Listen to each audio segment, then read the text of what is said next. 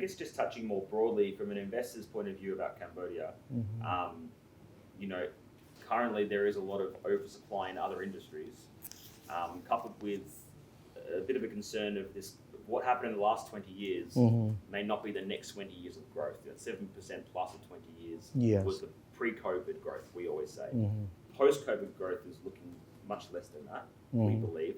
Or what do you think of the general economy, and how could that impact the education sector? Well, education and health are two sectors are hard to hit. So even though there's disruption either in COVID or economic crisis, education tend to be the one that stand out. It is something that parents would hardly want to touch it because disruption in their child education is something is a no-no. Basically, they don't want to disrupt their education. They would do whatever they can just to continue to have their children study. The worst they can do is change from a higher tuition fee to a lower tuition fee. But we are at the middle one that both the high income, the low income can all attend. Somewhere in between that, it's not in the first or second or third tier. We are somewhere between the first and the second tier, which means that everyone can afford. So looking at the crisis or the impact, usually education are not highly impacted. For example, during the COVID, you see that a lot of companies in different sectors going broke and also collapse and so on.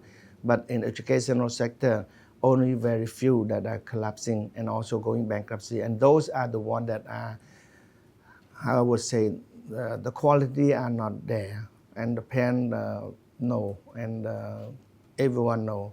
So if you operate as a school, not as a business, then you don't have to worry about the survivability. That's how Cambodians see in this sector so far in Cambodia. Okay, I think they're sort of the main questions that we've got. Is there anything else you'd like to add that we think we might not have touched upon today? Well, basically, we're hoping to, as I said, diversify our program to different program and also focus on expanding more.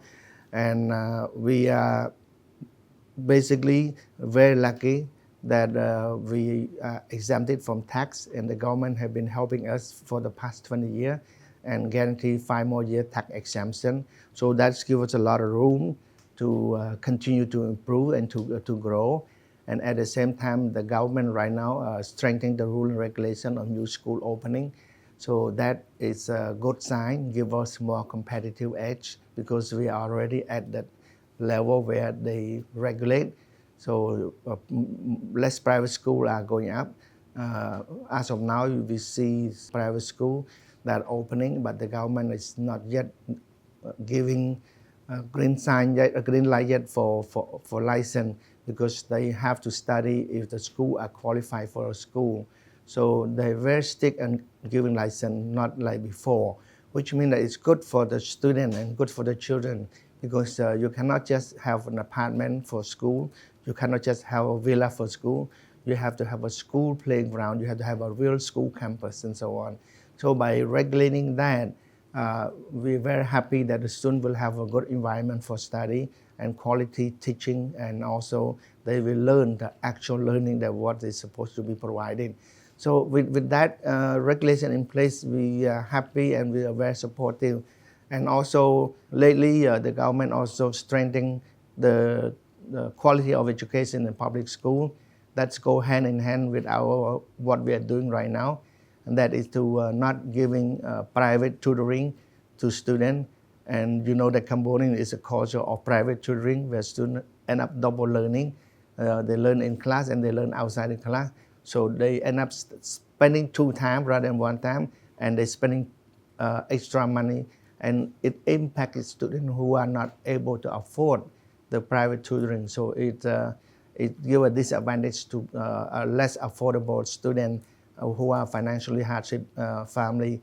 So they end up being shy and drop out and fail the class because they are not getting the lesson they're supposed to get from regular classes, but more from the tutoring classes. So they emphasize on that, and they come with a newsletter against yesterday, emphasize that that kind of practice are not allowed. So you see that the government have been doing a lot in line with what the private sector are doing, and that it helps strengthen our competitiveness. That's what we already been doing. So we're happy with that, and we thanks the government for continued support that. Okay, I think there's some of the main questions that we've got for today. I very much appreciate your time, and I hope the future expansion plans can be achieved. Yes. Because I think as much as the government is doing some things, as you said, some of the practices involved that I've been heard of, it is unfortunate for the children. You don't see in Cambodia that how many schools that expand drastically as we are doing.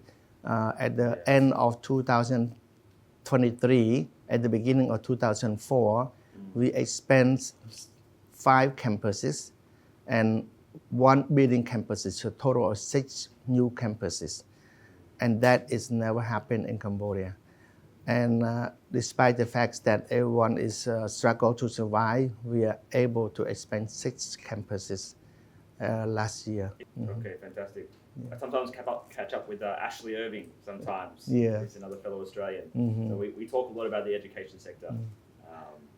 But it's with you is great. And really amazing if you get the health schools happening as well.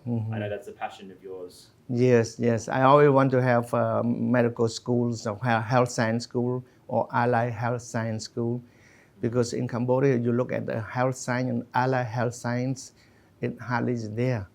And the government really want to open it, but yet they limit it because the lack of institutional training, lack of medical school training.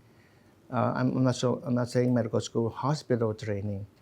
And most of the hospitals are private, and then private are not yet considered as a teaching hospital. While the government hospital are designated as teaching hospital, but are not up to the number compared to the students are studying it. So the reserve for the public school is not enough yet. So how come they open more and allow private school to open? So far right now, no private school are allowed to open unless they have their own hospital, and it is designated a teaching hospital. Okay, fantastic.